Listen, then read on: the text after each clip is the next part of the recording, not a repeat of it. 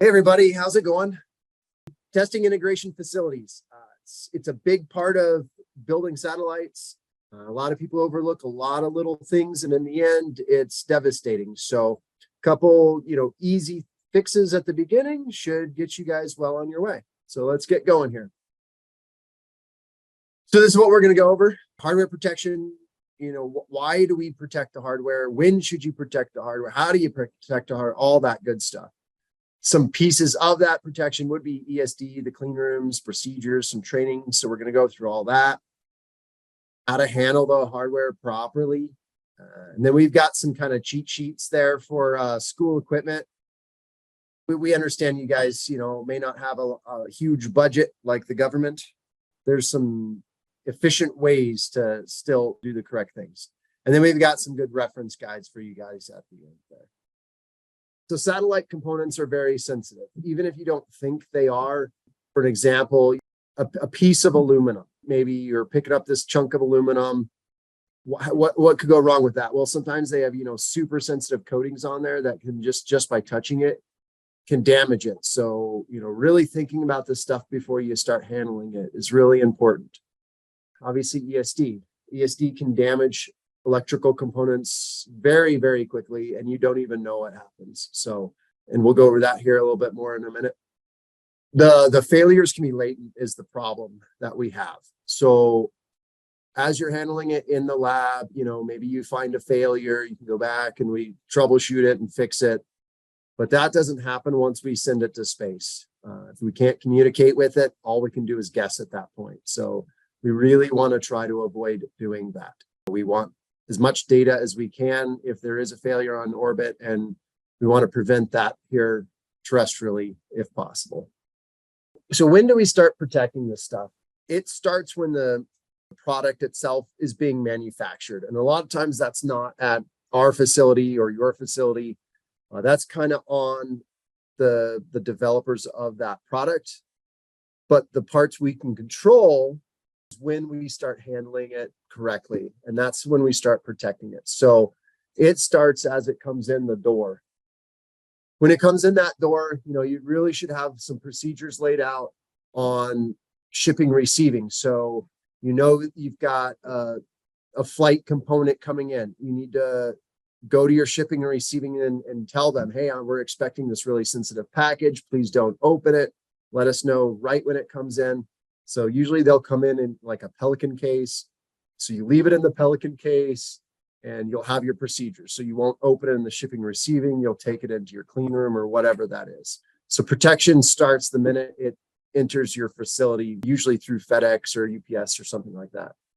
The next piece we really like to push for you guys is we understand, you may have a couple revs of engineering design units, and really treat those like flight. We've seen many of times where towards the end of your progress, your satellite, you have a failure, someone does something or whatever, and you end up using one of those older units you used to have, you had stuffed away in a shelf, and you turn that into flight. So treat all of your components like you could fly it, because we've seen that where it's, well, we could fly this. So do it. Yeah, treat it like it could be flight. Bad habits are really hard to break. So by treating everything like flight, that's really, really good practice to get everyone in the habit. So when you do get flight, you're 100% game on, your championship league right there. So mishaps are lower if you've practiced. When you guys do bring your satellites here for the Phase C, we really do expect seeing all these practices to be mastered. Obviously, we'll help you along the way. That's part of that too, is just practicing at your facility. When you come here, we really expect to see grade A material. So how do we protect all this stuff? So we said when we need to protect it, but how? How do we protect it? The big bullets, and we'll kind of go a little deeper here in just a second, would be, the ESD controls, the clean rooms, having procedures to follow, and training your personnel on how to do all this stuff. Just a quick overview. I'm sure a lot of you guys are very intelligent and understand what ESD is, but some of you may not have heard it before. So we'll just quickly go over it. So here, living in the desert, every time we get in our car, we get a jolt of ESD discharge. And that's just walking through the dry desert. My feet are rubbing on the ground. My clothes are rubbing against me. Then I get to my vehicle, which has, rubber tires. It's kind of isolated. It has a different potential voltage. So as I reach for it, my voltage leaves my body, jumping from, usually my fingertip to the handle. I'm sure you guys have felt that at some point in your life. That level of ESD discharge is absolutely devastating. The ESD discharge we're talking about is the ones you can't even feel. You just go and you touch a table or whatever. There is discharge there. And, even that amount of discharge will destroy some electronic components. And unfortunately, you may not even know until it gets to orbit, because here we've got pressure, relatively stable temperatures, but when it goes into orbit, you've got no pressure and you've got those temperature swings, and that can finish off the component that you've damaged here. So we really, really need to pay attention on ESD. It is not fixable later. Setting up the ESD areas so we can control this discharge, really marking it very, very clearly is the biggest help. You see the picture here with the tape on the floor.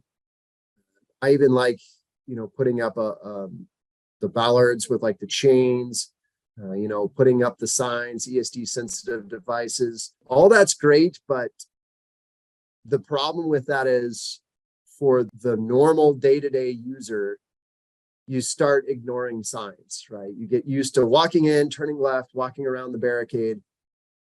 So if you have new components and then all of a sudden you have an ESD sign there, a lot of times people will walk around it. So again, that's kind of where the training piece comes in, as people understand when you walk around that, what you have to do, and you mentally prepare before you walk around that. The protection pieces that allow discharge to happen safely, what we're going to talk about now, is where your work area goes. You need to work with the ESD dissipative mats. Notice it doesn't say conductive. So the next tab down, the table should be metal, wood can work. The problem with just working on a metal table is it's conductive. So the difference between conductive and dissipative. So conductive, you can have that ESD discharge. It can be shocked. It can go backwards. If you get a lightning strike or something, it can go back into your component. So what those special, expensive, mats do is they allow electrons to dissipate at a predetermined rate. And that predetermined rate keeps your components safe. Think of it kind of as like almost a shower, those camping showers. So they basically have holes in the bottom of a bucket, right? And you fill the bucket and the water just kind of slowly rinses out, versus taking the bucket and just turning it upside down and dumping all the water out at once. You don't really want that. You want it to kind of slowly drain out. So there's no shock, nothing gets hit real hard. And so those mats are expensive for a reason. They're especially designed to do that. And then your wrist strap. So that protects your component sitting on the table. But then for you, building up voltage, how do you discharge it from you? The wrist straps are the best ways. They also make the frocks, smocks with buttons on it. I still like the wrist strap. The ones that you can snap to your frocks, I don't know, those cuffs, you're relying on that cuff to be tight enough and discharge. I don't really like that. I think the wrist straps are the best. When you have your wrist strap, you want to make sure it's nice and tight on your wrist. It's not sitting on top of your glove. It's not sitting on top of your frock. So again, some training on how to wear that wrist strap correctly is very, very critical. You see in the picture, there's kind of two different kinds. We've shifted over to the metal ones. I really like the metal ones. The lower one, those cloth ones, I absolutely hate them. They stretch out. There's been a bunch of times where I look over at, a coworker of mine, and their clip has been popped open, and it's, their wrist strap is just hanging off their wrist, and it's just horrible. We recommend the metal ones. There's other ones, there's Velcro ones, everything does the same. It takes that electrical energy and it transmits it down to the little alligator clip. If you look at the wrist strap itself, where the lead ties to it, it's kind of a round button. Inside that round button is a 1 mega ohm resistor. you have to have that 1 mega ohm resistor on those straps. So if you find, oh, well, I've got this special wire that just has a clip on it, you don't want to use that because it won't have the mega ohm resistor. That prevents you from getting electrical shock back into yourself. So if you're connected into a weird ground and the potential is weird, it can backfeed into you and it can electrocute you. So we don't want that. So make sure you're using it as the manufacturer provides it to you. Other things, dissipated floors, the chairs that have the draggers, all that kind of stuff is very useful. As we move down this list, it gets less and less as a requirement and more of a, oh, that's nice to have. But, the table and the wrist strap are definitely the highest ones. The floor mats, yeah, they're nice, but not as needed. And then getting down to the bottom, the humidity. So it's kind of a common misconception that, oh, we'll just crank the humidity up and then we're good, and then like the electrons can flow freely. But that's not completely true. It helps, but it's not the only mitigator. The mats and the wrist straps are the number ones. When the humidity gets below about 30%, you guys really should have a policy that it's a hands-off working. Here we have it at 20%, and 30% is at our missions request. So sometimes the missions do need to keep working and can work below 30, but as a policy here, if it's 20 or below, no one's allowed to work. They're not even going to be allowed to stand around things. And again, that's just such a chance of electric discharge that, we just don't even want to risk it. So humidity should be monitored very closely. They've got some nice kind of low cost humidity gauges that you can just watch. Any questions? I know that was a lot on that slide, but are there any questions on that? I'll give it a second or two on the chat. All right, I'll take that as I got through to you. Wear the wrist strap. Okay, so this is just more of the same stuff that I basically just went over. That 1 mega ohm resistor is needed. Humidity 30F. If it's below 30, you really shouldn't be working on anything. Sticky tacky mats, when you walk into a clean room, help track the dirt, but when you go to pull them off, it's kind of cool. Here in New Mexico, where we have no humidity, if you turn off the lights and pull off that sticky mat, it's really cool. It has like a lightning show in it, like it's jumping to the walls and stuff, which is really cool to watch, but it's really, really bad if it's sitting next to a ESD table. So if you do have those tacky mats, make sure you move those away from anything ESD sensitive before you peel them, because they do generate a whole lot of electrostatic. Okay, so here's kind of a quick diagram of kind of how the table's set up. Starting at the top, you've got your ESD mat. It's sitting on top of probably a metal table here. Metal's nice, it conducts well once you get through the dissipative mat. Again, though, the wooden tables are fine also, as long as you've got your ground clip kind of on the left side to the mat that goes to your common point ground. So the common point ground will tie everything together, and you don't want it in series. You kind of want everything parallel together. So it's all that common point, truly common point. Doesn't have to flow through something else to get to ground. Something to be aware of though, on that 1 mega ohm resistor, it is definitely a necessity in your wrist strap. Kind of go back and forth on the mats. You do want to protect your products, whatever you've got on the mat. If you do have lightning strikes, it can backfeed into that mat and it could destroy whatever's on the mat. So it is recommended, in those kind of environments to have that mega ohm resistor. You want to watch though that wherever you're clipping your ground strap, that it's not doubling up those mega ohm resistors, because you don't want 2, 3, 4 mega ohms to you, then you may not be discharging correctly. So just kind of pay attention on how you're staggering those resistive safeties. So that steel ribbon on the front, that's how we do it around here. That's really, really nice for clipping onto. The other way to do it is they make active monitoring systems. Those are kind of more for environments that, you're sitting down, you're soldering on a board every day, all day, you're not really moving around. From what we found at small sats and CubeSats is it's very dynamic. You've got the CubeSat over here on this side of the table. Now we move it over to this table. Now we're rotating it around.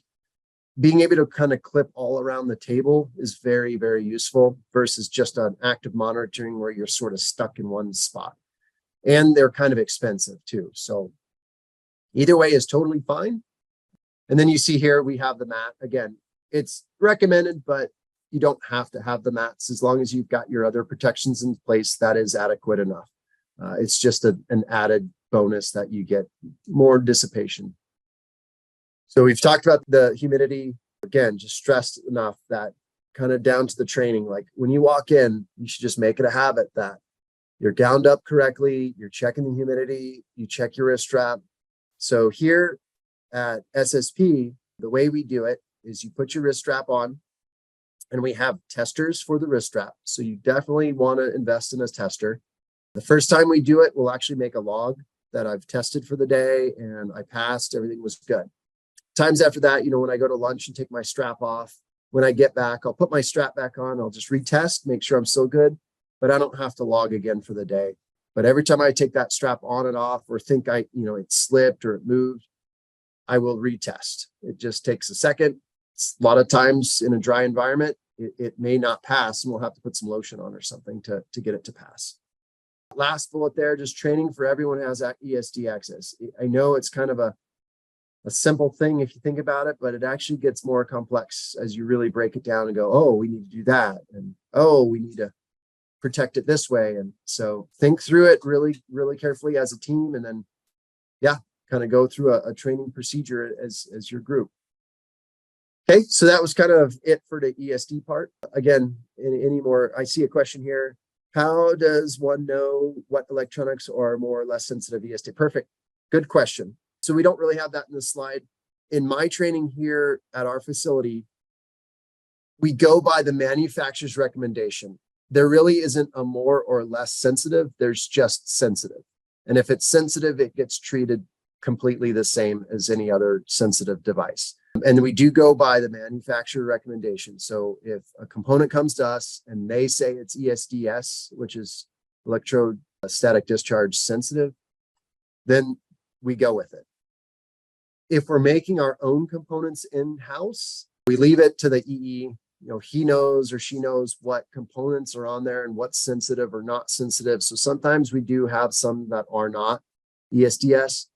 But someone like me that walks up to an electronic component and I don't know, then I treat it as such. So if it's kind of a mystery card sitting on the table, if you don't know, you're just going to treat it as a sensitive device.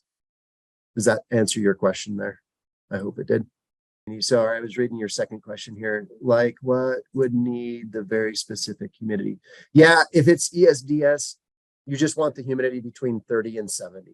So on all ESDS components, you just always have to keep it in kind of that humidity range. Okay, if there's any other questions, speak now. All right, let's move on to clean rooms because we do have some more stuff to get through here. So clean rooms, this is kind of the weird one. Yeah, clean rooms are awesome. They keep things clean, they keep things organized, but they can be very, very expensive. So we're going to kind of talk about ways to mitigate the cost versus cleanliness. So in general, this picture is sort of the idea behind a clean room. So you'll have what's called a HEPA filter.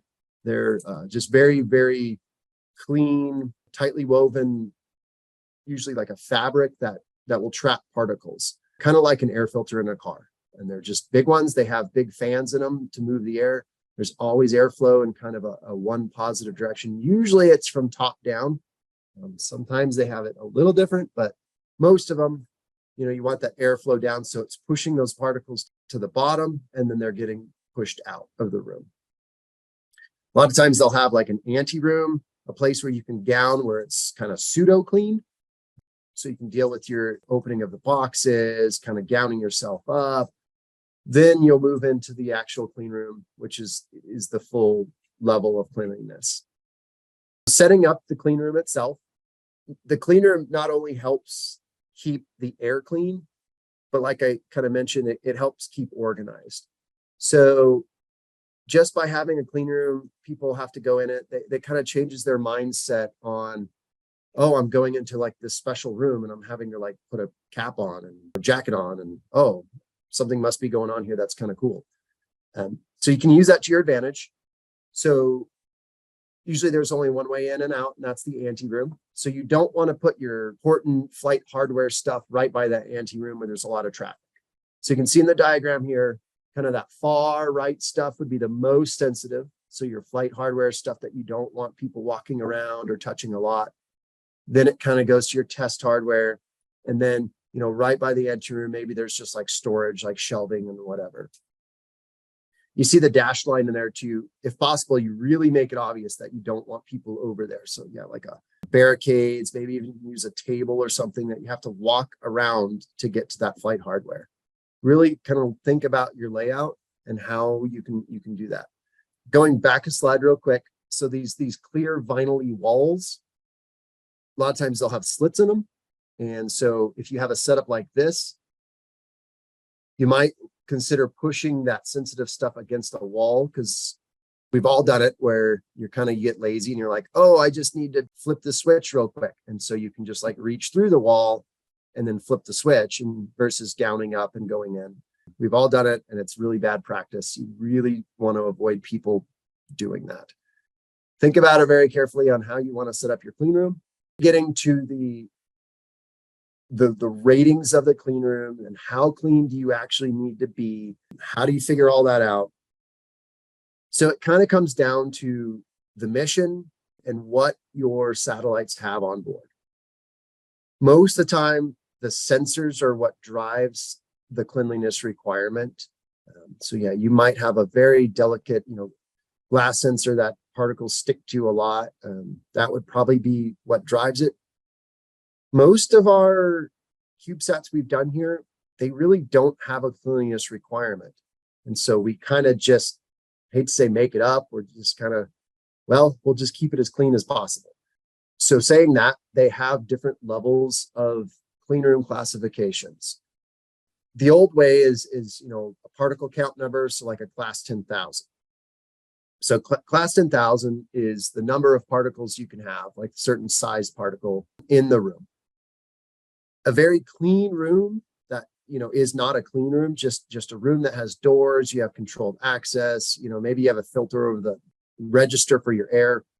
You can pretty easily get a class 10,000. If no one's really going in and out of that room, you can even get it down to almost a class 1,000 just by keeping it clean.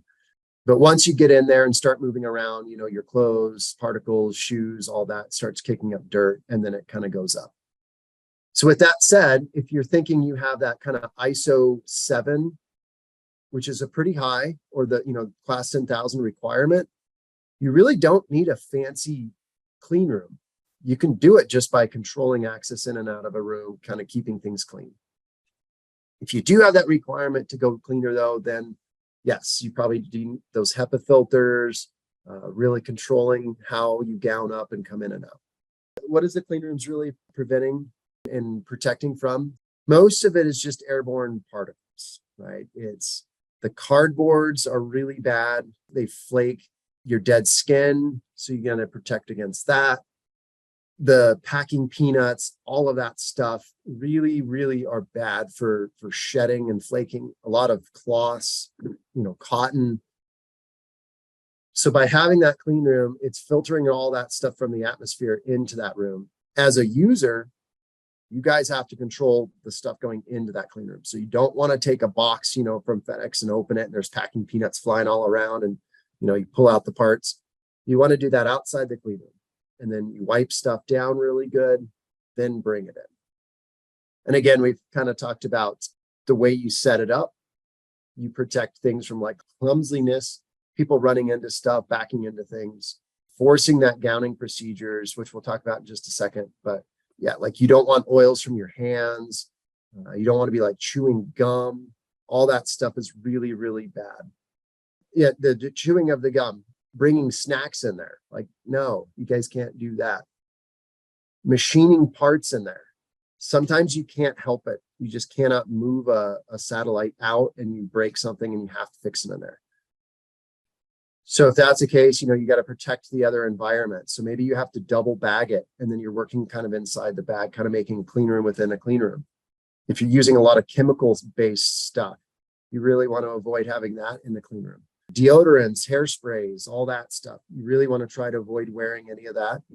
And again, yeah, the wood, the paper, the packing foams, you want to use lint-free wipes so you're not flaking any of that stuff off.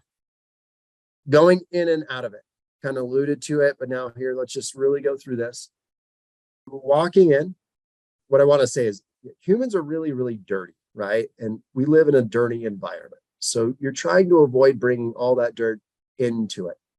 So having the tacky mat sort of way before the clean room. So maybe it's the tacky mat's kind of in the room where the clean room is. So you walk in and you kind of clean your feet to even begin with. So then you're going to enter that ante room. So now the ante room is kind of where you have the gowning up. Leave all your stuff behind there. Backpacks, hats, all that stuff gets taken off at this point. So when you're gowning, you want to start at the very top and work your way down. We live on Earth and there's gravity here. So most particles fall down. So if you worked your way up, you're kind of trapping that particles up on your, shoulders. And then as you walk in and you have that laminar airflow, it can start blowing those particles around. You want to start at the top with your bouffant. You cover your whole head. If you don't have hair, you definitely still want to wear a bouffant. Again, because of the skin flaking, it can come off. You want to cover your ears, earwax, and just all that stuff that us dirty humans have. That bouffant will help cover that. Then you'll put on your frock or your smock. The difference is one is longer and one is shorter. So usually the clean room has the longer one to help cover up, your waistline down. You just keep working your way down. If you're a class 10,000, that's pretty much it. Then the last step would be, ESD wrist strap if you need it, and then you put on gloves. If you're going higher than that, then you'll go down. You may have to have booties. That would be the last thing to go on. Always use the new gloves and the hairnets when entering the clean room. Because I get into a clean room so much, sometimes I bend that rule a little bit if I know there's not flight hardware out and I'm just kind of setting things up. A lot of times I'll just use the same bouffant and stuff just so I'm not pulling out new ones, and using 10 or 20 a day. But when there's flight hardware, you definitely want to change that out, especially the gloves. You're touching door handles, you're touching equipment. You don't want anything that has been left behind on that equipment to touch your spacecraft. If in doubt, if you feel like you've touched your face or, I rubbed this doorknob and it might have a little grease on it, just change out your gloves. It's not worth it. All that stuff could get onto your sensors and, could cause headaches later. So that's you. So now you're ready to go. Let's say you're bringing a Pelican case in there to open it up on the ESD mat. You need to clean that Pelican case also. So using some IPA wipes, thoroughly clean it. Again, you kind of work your top to bottom. Sometimes that's hard on a Pelican case, but you really do. You just want to wipe all those little cracks, those crevices. The handle's real good. If they've got wheels, I like to roll those wheels real good and try to scrub those wheels the best you can. If they've been rolling around outside, you're not going to be able to clean it 100%. So kind of minimize the time that case is in the clean room. You clean it the best you can, you roll it in, you open it, you get your product out, and then get that case back out of there. This next one, I'm going to ask for you guys do it in the chat, or you can open your microphone and talk. But let's look at Mr. Lampkin here. So he is inside a clean room and he was in the ante room and he gowned up. There may or may not be some problems the way he gowned. So let me know, what do you guys see? What could be a problem here with his gowning technique? He needs some goggles, is what our team says, and he needs to button up to his neck. Oh, perfect. Yep. So starting at the top, you're right. So he's only got one ear covered. You're right. If he was using a mask to cover up, he doesn't have his nose covered. And then great. Yep. He has his shirt kind of exposed through his frock there. The chest hair, the the cotton, it's all like flaking out. And so especially if he's leaning over something, it's going to be falling out. So yep, you definitely need to button up the top button and the second button down. And yeah, so he's got some issues here. His gloves are good though. If you notice, the cuffs are over his gloves and there's no arm hair showing. Yeah, good job. You guys saw that. So don't be afraid. We're all in an environment to succeed. You're not making fun of somebody, but if they're in there and they look like this, don't be afraid to call them out. Hey, you need to fix your bouffant, and hey, your button's popped out. You might want to fix that. And then if you are on the receiving end of that, don't take it personally. You're just trying to protect the spacecraft. So just get it fixed. Cool. Thanks. Yep. Great one. We already talked about this. Yep. Using IPA, the 99%, or like, I think there's like a 97% is acceptable. You don't want to use the 70% stuff that has a lot of other stuff in there. IPA, wipe stuff down top to bottom. Fasteners, if you're going to do work in there, fasteners do have machining oils left over on them. Really think about that. You want to soak them in IPA if it's possible. You can use a sonic cleaner. That works really good to break it down. If it's really, really dirty, like we had one that came in and it was shipped next to a case of peanut butter that had exploded and the peanut butter went all over the case. Yeah, that was pretty awesome. It happens, right? So you really want to just start with like a simple green and just wash that down, then move to the IPA. Machine holes, this oils can trap in there. You really want to kind of get in there and soak it with IPA or, the Kim wipes, little cotton swab, something to get in there and try to absorb that oil out before it can contaminate your gloves. And then that can contaminate equipment. Then you're touching it later and then it gets on flight hardware. Okay. The ESD mats.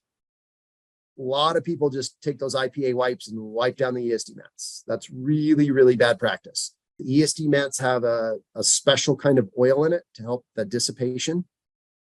Wiping it with the IPAs breaks down that oil and it removes that oil, and then it can devastate the life of those ESD mats. And like we said earlier, those ESD mats aren't super cheap. So, really try to avoid, doing the IPA stuff. Sometimes it is necessary, you get something on that mat, like some oils or something that you really have to get off. The IPA might be the only way.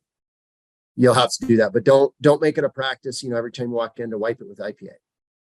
They do make an ESD cleaner. That's what you really want to use.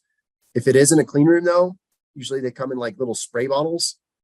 Try to avoid, just spraying at random, maybe walk away from anything delicate, spray it on a rag and then wipe it down. That moisture spraying around in there could contaminate on something else and you don't want that. So we're kind of to the procedures. Procedures are very, very necessary. Some procedures we've seen are like 100 pages long. That's not okay. Most people aren't going to read any of it anyway. And so make it as simple as possible. Like the gowning procedure, there's just a picture of Mr. Lambkin and the do's and do nots, right? You can make it that simple. Make sure that you guys are working together as a team on these procedures, right? So one person might write a beautiful procedure for them, but then they hand it to someone else and they're just lost. Like, what are you talking about? So as you're writing a procedure, have peers review, and take the constructive criticism. It may make sense to you, but someone else may not know what the blue tool is. Just work through that. Make it friendly for your team. It's okay if they need training before they do it. It doesn't have to, spell out, turn the wrench clockwise to tighten, right? You might have to have that level of comprehensiveness to even begin the procedure, and that's all right. Just make sure you guys work as a team to do it. You guys can do unprinted procedures, electronic copies, however your team wants to do it, that's fine. Just make sure you have them. Some of the procedures will be ran only once. So maybe you don't want to spend, a month writing that procedure, but maybe you do. Some of them, you'll have to go over it a lot. So maybe that's kind of more of an as-run procedure, and that's okay to redline as you go. So, it's like, well, this is kind of the same thing, but we don't want to rewrite the procedure. Totally fine. You can just kind of redline it, and this is how we actually did it. Okay, so your tools that you're using after you do a procedure, you want to make sure they're at least shadow boxed. It doesn't have to be as fancy as the ones in the picture here, but just something that, hey, did I put my tool back? Did I not put my tool back? Where is this tool? Are we missing the tool? Did I leave it in a spacecraft? Kind of the big one. FOD is a big issue. So you want to make sure you're tracking your tools in and out of that clean room. Signing tools. Yeah, you can sign in tools, sign them out. It just depends. Universities are notorious of having stuff all over because there's so much traffic in and out. So this is a really good way to start your lab, is really get it organized and have kind of that procedure. Maybe it's really simple, but just who's coming in, who's checking things out. And then when you're done for the day, make sure it gets put away. Okay. And again, we can't stress enough that training is extremely important. Just like, let's say you break a tool. A lot of times people freak out and they go, oh my gosh, I broke this tool. I'm going to be in so much trouble. Well, no, the training that should exist is, hey, if the tool breaks, it happens. You should talk to, Bob or whoever and get it right away. And we'll just get another one ordered. It's not a big deal. Then that's, less tap of when people do have an accident or something breaks, they're a lot less scared of hiding it. They just come forward. Hey, this happened. I backed into it. Sorry, but let's get it fixed. The main one I think we want to stress too is don't train to check the box. When I picked up here, the training was here, just read these slides. I don't even care if you do it, just check the box. I think training should be useful, right? This is why we are doing this training. Yeah, so make sure it's useful and not checking the box. So we've gone over a lot of this stuff. Just trying to watch the time here and leave you guys some questions. Identification numbers. So as parts come in, you want to come up with a way to identify it. Later on, you go, oh, is this one flight or is that EDU one flight or is that EDU? Is that flight? I don't know. How do you do that? They actually have these really cool space rated stickers that you can just fly with. That's kind of a cool way. It can be as easy as Sharpie. I mean, Sharpie can fly. It's not super professional looking, but hey, it'll let you know, like this one says EDU. That must be the EDU one. Following your procedures, 2-person rule. No matter how small a part is, having a second set of eyes there just to protect you and the spacecraft hardware is a really, really good thing to do. I know we all get in hurries and Robert's not here today and well, I'll just keep doing it. No, maybe you should grab someone else, at least just to watch how you're doing the procedure. So if you go back, you can say, hey, you saw me put that bolt on, right? Yep. Okay, cool. So those are really, really good ones. And again, that all kind of goes back to the procedure. Just putting it in the procedure that, hey, 2 people are going to do this part. This is kind of a, UNP can work with you guys individually on what can be done and what equipment's out there and, who can loan you what. But yeah, don't skimp on tools when they're needed. Some things, a good screwdriver versus, an okay screwdriver, sure, you could save $40 there. But these are kind of the ones that we recommend not skimping on, is a good soldering iron. This last weekend, I actually had to use a Harbor Freight soldering iron, and it was very, very $10 soldering iron. It was absolutely atrocious. The main thing is you want heat very quick, so you're not heating up all the other ones. And this thing was just dumping the heat everywhere. Unfortunately, controlling that heat means it does cost some money. So these Met Cals are really, really nice. You might spend up to about $1,000 on them, but they're very, very worth the money to not destroy your components. That may be, thousands and thousands of dollars. Proper ESD mats, proper grounding, the wrist straps, and then all the PPE you need, like safety glasses and the correct frocks, bouffants, all that stuff. Oh, well, they're kind of expensive, so we're just not going to use them. Yeah, go have a car wash or something, right? Yeah. So don't skimp on some of that stuff. So as we're getting close on time here, I'm just going to very quickly kind of go over this. We've already talked about the clean rooms. Sometimes you don't really need a really fancy clean room. If you really don't have a requirement for a clean room, just clean a room real good and control access in and out. That's probably good enough. The HEPA filters may be really expensive. So there's other ways to do it. And again, just reaching out to the UNP office, we can help you guys individually, with your lab, maybe you got a closet or something and send us pictures. We can work with you guys on that. These slides are available. There's some really good reference materials here. Depends on what you guys are doing, but reach out to us if you're struggling on some of these to find, and we can help you out. So here's some more. And at that, please ask some questions. I might ask you guys some questions if you remember what I just said. What's your question? Sure, we're from Missouri S&T. We have a question in relation to humidity control. So we have our own small clean room, and I believe it is past 10,000 or 10,000 particles per cubic feet.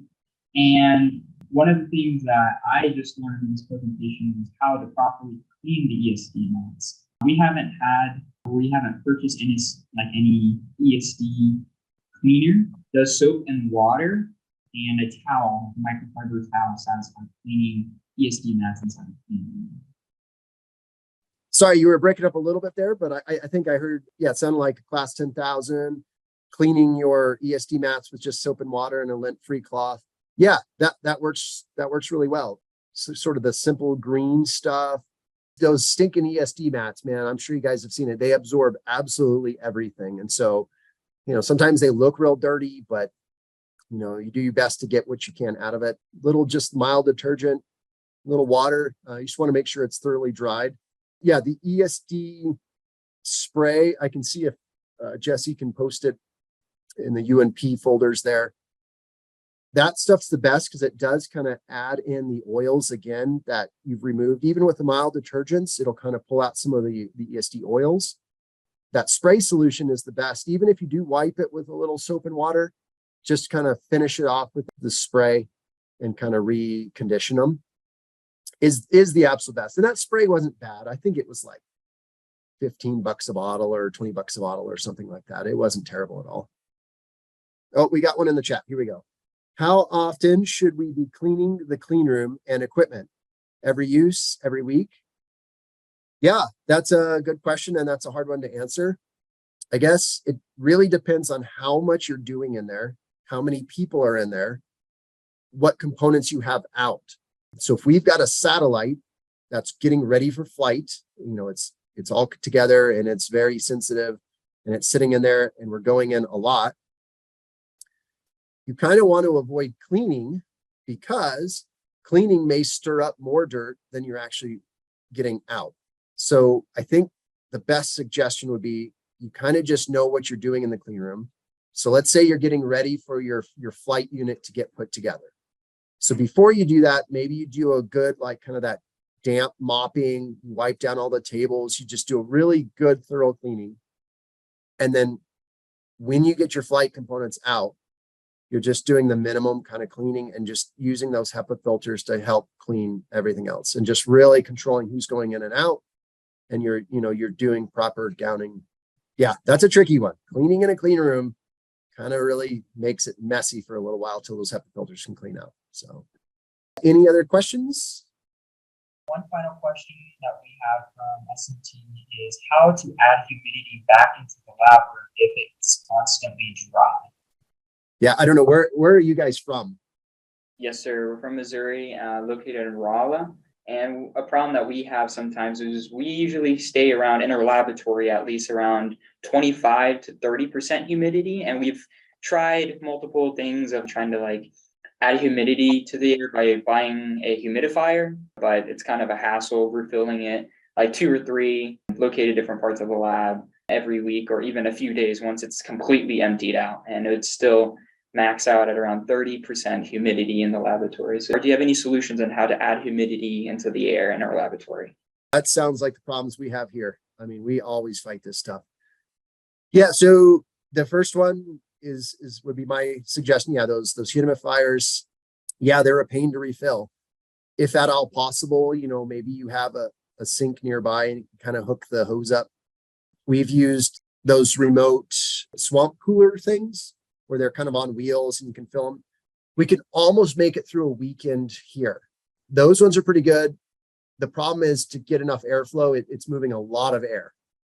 We have those in our high bay, and so we're not too concerned about the air. But yeah, if you're in like a little clean room, these things are going to be moving the air.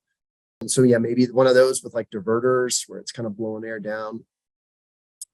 Yeah, maybe just a couple more humidifiers. And then the last resort, which is kind of a funny quick story here.